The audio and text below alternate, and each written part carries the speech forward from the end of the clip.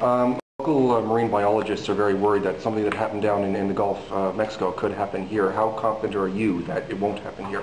I can't give any guarantee. I mean, these accidents happen. So, I mean, I think everybody is right to be worried. I mean, this could happen anywhere in the world.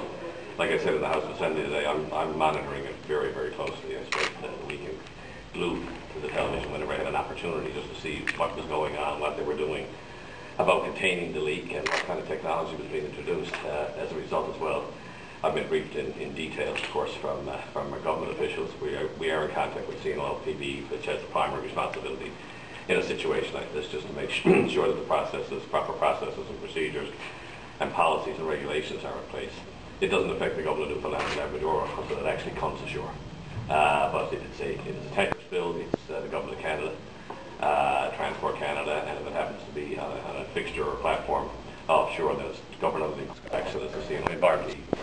Sir, could you just elaborate on the concerns you have about the technology or the lack thereof to control the worst case scenario which seems to be happening there? Well, what we're hearing down there is that they had allowed it to burn off, and I'm speculating, if they had allowed it to burn off, that might have been a good thing. Instead, in fact, the rig was sunk, and I think in the volumes of water that were put on it. So, and as a result, then, on the seabed, it's been allowed to seep.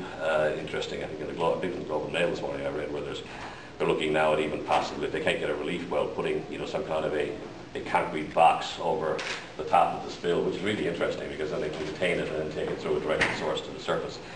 But it appears right now that that the industry is scrambling to do the best that it can do under very, very serious circumstances. It's one thing to try and contain the spill, and of course, we have obviously the booms here offshore, and I'm informed that we're good probably for 3 or 4 meter seas, but a 10 or 12 foot sea in the North Atlantic, we can get a lot higher seas than that, so it would be difficult to contain it. So, obviously the industry is doing whatever it can now to try and contain the seepage that's going on. So, from our perspective, I have a concern like everybody else does, but it appears that industry and governments are all doing their very best to try and contain a really serious problem.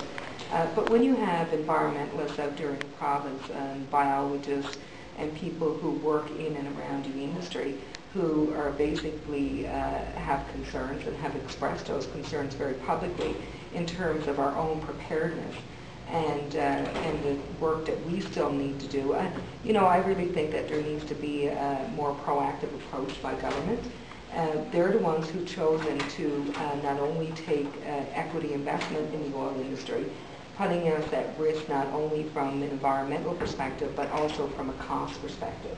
And I think based on those two things, fundamentally, they have a role to play in leading any particular regulatory processes that need to be put in place in this province.